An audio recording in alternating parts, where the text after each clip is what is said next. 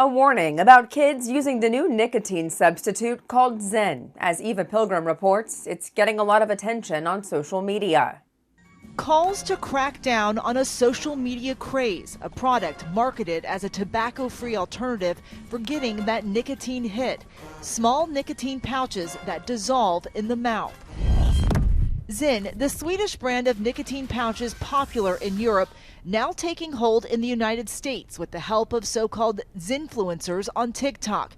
The hashtag Zyn amassing more than 700 million views on the app and gaining the attention of Gen Z, some of whom are under the age of 18. The CDC reporting that sales of nicotine pouches have rapidly increased in recent years, with data from 2023 showing 1.7% of high schoolers reporting use in the past 30 days.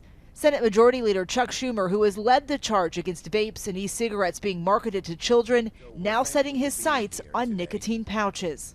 A simple search of social media for Zyn will generate an eye-popping amount of content. Most of you probably haven't heard of it, but your kids probably have.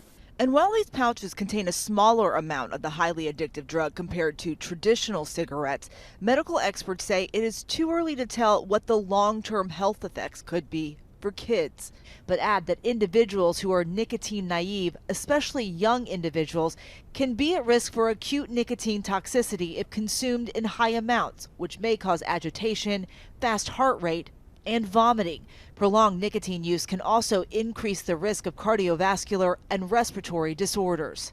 If you take kids that are in their teenage years and you make them lifelong users 4 or 5 decades later, I don't know what the health consequences would be. The parent company of Zyn, Philip Morris International, telling ABC News, Zyn is designed for adults age 21 or older who are currently using nicotine products and wish to continue using nicotine. Our marketing practices, which prohibit the use of social media influencers, are focused on preventing underage access and set the benchmark for the industry.